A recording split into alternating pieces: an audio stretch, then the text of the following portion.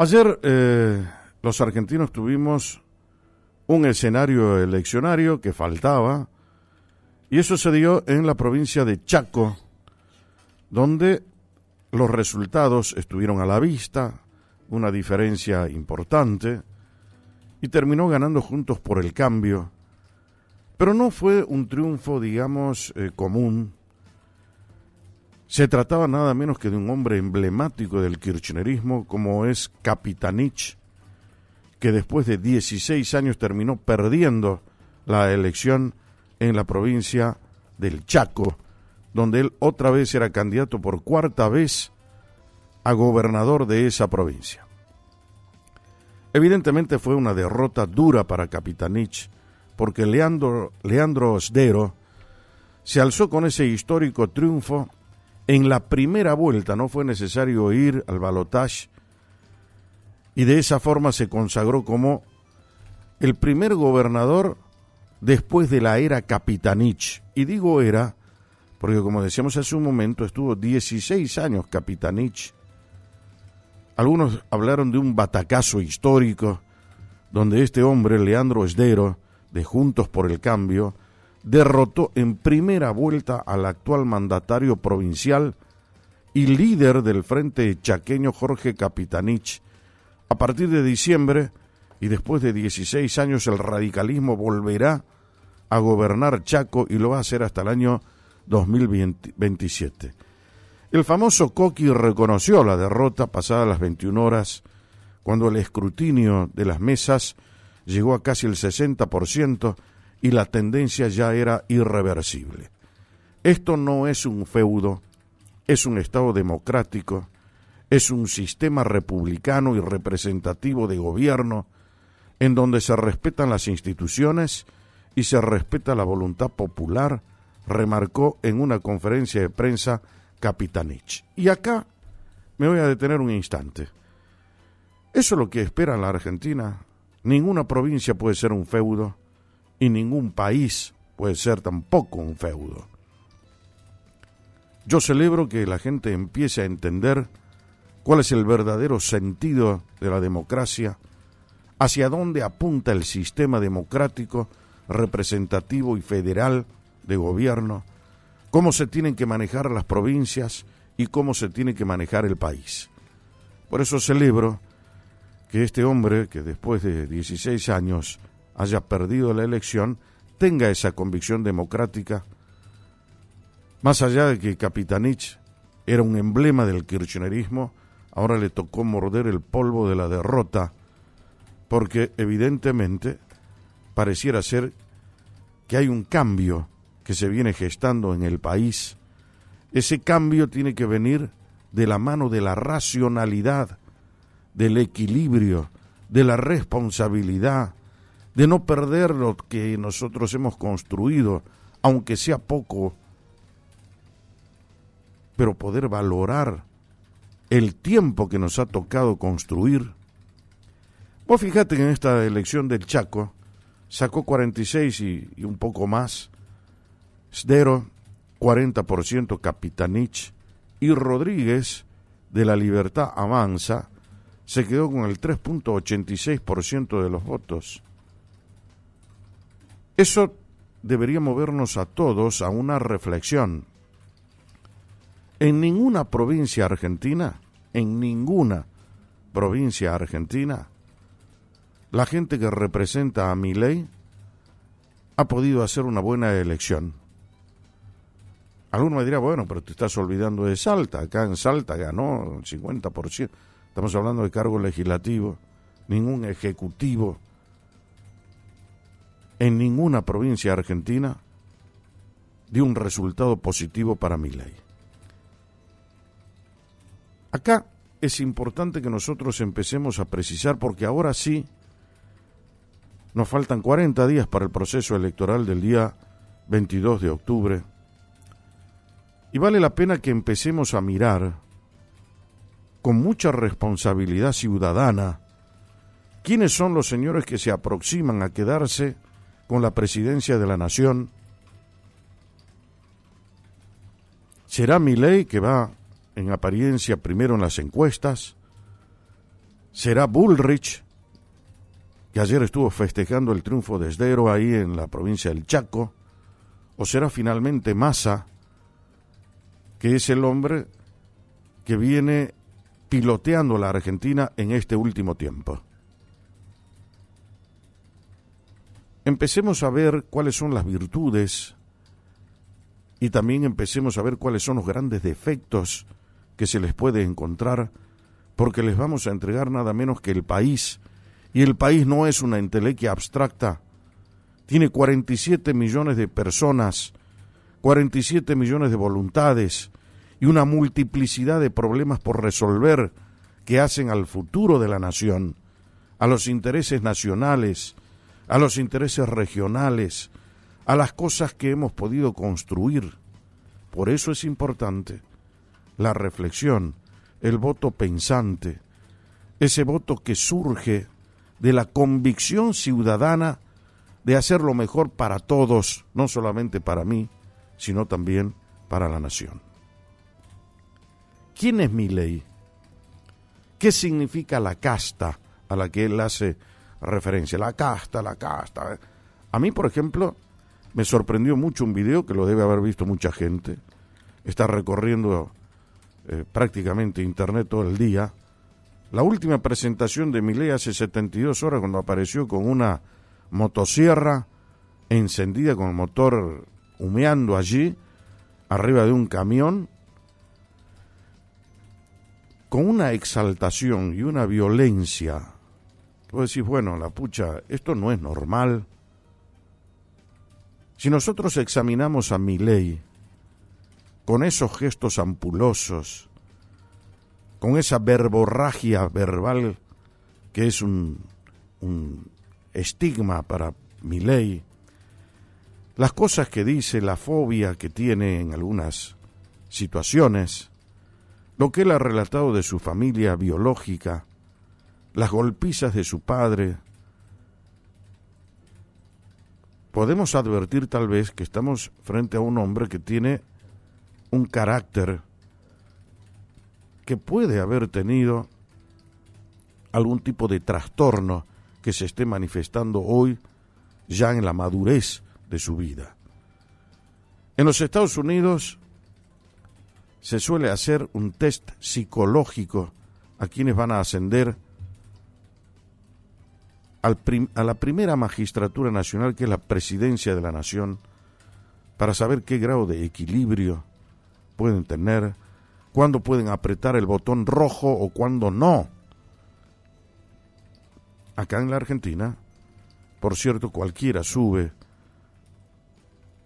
a la casa de gobierno, se sienta en el sillón de Rivadavia y empieza a gobernar, y después comienzan la andanada de críticas cuando nos damos cuenta que elegimos mal. Por esa razón, siempre hemos sostenido lo mismo, con una coherencia periodística a lo largo de todo el tiempo. ¿Cómo debería ser el voto de calidad? ¿Cómo podemos producir un voto de calidad en nuestro sistema democrático? ¿Y cuándo es un voto de calidad? Cuando es un voto pensante, reflexivo, serio, maduro, que combina todos los factores para decir, bueno, estoy votando con esa convicción ciudadana. Entonces a mí me alarma mucho esto que veo de Milei. Ahora salieron los propios libertarios de su partido, como lo habían hecho en otra ocasión también, a pedir el corte de boleta, ¿no? Por ejemplo, aquí en Salta, en otras provincias también. ¿Por qué quieren el corte de boleta? Y porque hay gente que no los representa. Hay gente que definitivamente no está con Milei. Por eso te hacía mención hace un momento esto que pasó como última experiencia electoral en el Chaco, donde sacaron el 3.86% de los votos. Eso tiene que ver, si quisiéramos hacer un examen de laboratorio, cómo es el comportamiento dinámico de la gente que lo vota a Milei ¿Por qué los libertarios hoy piden que se termine y que se haga el corte de boleta?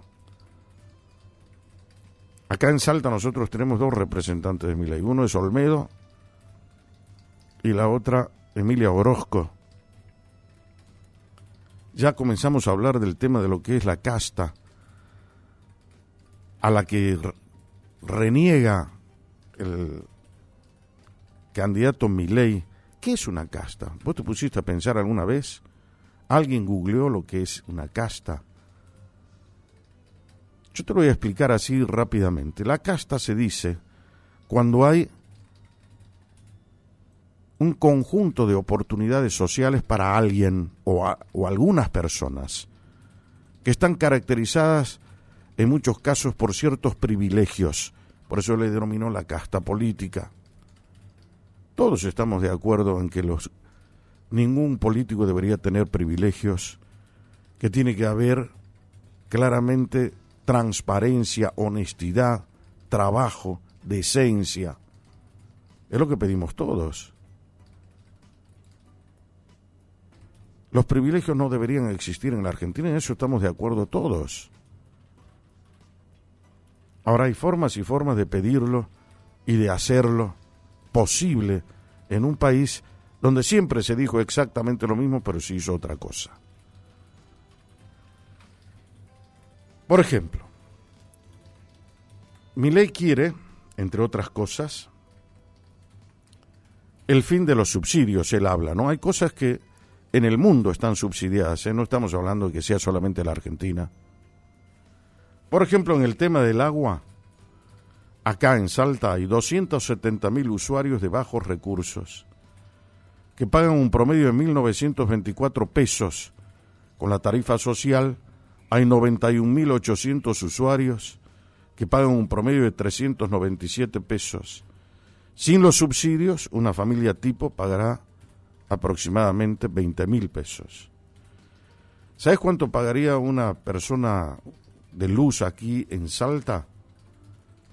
Sin los subsidios hay 30.000 pesos. ¿Sabes cuánto pagarían de transporte en Salta? 500 pesos el transporte público de pasajeros, ¿no? ¿Qué pasaría con los hogares, la casa que todo el mundo sueña, cómo funciona el IPB, esto y el otro? No habrá más viviendas que las que ofrezca el libre mercado por los privados con tasas bancarias. Esa es la propuesta que tiene Milei. No quiero estudiarlo demasiado, Milei, pero te estoy poniendo el acento como para que veamos viendo quién es cada uno. Mañana te voy a hablar, por ejemplo, de Bullrich, ¿no? ¿Qué pasaría, por ejemplo, con el tema de la vacunación, con el tema de la salud, ¿no? Y por otro lado, ¿cuál es el doble discurso? Siempre hemos dicho que la idoneidad, que es esa capacidad que te exige la Constitución para poder aplicar en determinados cargos, definíamos a la idoneidad como esa capacidad técnica y moral de hacer y ejecutar convenientemente el trabajo que se le encomienda a una persona. Esa es la idoneidad de la que habla la Constitución. O sea, también está el tema moral. No ganamos nada con que el señor dé conferencias en el mundo de economía, que hable muy bien de Friedman, que hable muy bien de todas las personas que le enseñaron economía, pero moralmente sea una persona que tiene sus pecados de juventud. Por ejemplo, acá en Salta, el señor se asoció con Olmedo, ¿no? Olmedo hace poco tiempo fue en una sociedad con el kirchnerismo, después salió de esa sociedad y se asoció otra vez con Milei. ¿Cómo se puede entender entonces, ¿no?, que tiene un grado de coherencia Milei? ¿Cuál es la coherencia además que puede mostrar también Olmedo, que está metido en el tema, que dice ahora se volvió libertario Olmedo? Ah, no, pero yo lo traje por primera vez a Salta al señor Milei, lo traje yo. Yo cuando fui candidato a presidente de la Nación le dije que iba a ser mi ministro de Economía. Eso a mí no me dice absolutamente nada. Lo que me está diciendo es el grado de incoherencia que tienen, cómo van de un lado para el otro, sin que eso signifique absolutamente nada, sin fijarse en la reputación, en la trayectoria política, en la coherencia que tiene que manifestar. Ahora resulta ser que todo vale cuando estamos yendo contra la casta. Olmedo desde el año 2007 que está en el tema de la política. ¿Él no es casta, acaso? Pregunto, ¿no? ¿Cuánto tiempo uno tiene que estar dentro de la política para que Milei te denomine casta? ¿Cuánto? Esas son las cosas que a mí me llaman mucho la atención. Y uno como elector tiene que preguntarse, necesariamente indagar qué es lo que va a hacer. ¿Por qué con un minuto de TikTok, por qué con un minuto de publicidad pueden cambiar mi voto? ¿Acaso soy un flan? ¿Acaso soy una persona tan influenciable que no puedo decidir por mí misma lo que tengo que hacer? Esas son las preguntas que son claves para desarrollar un voto de calidad.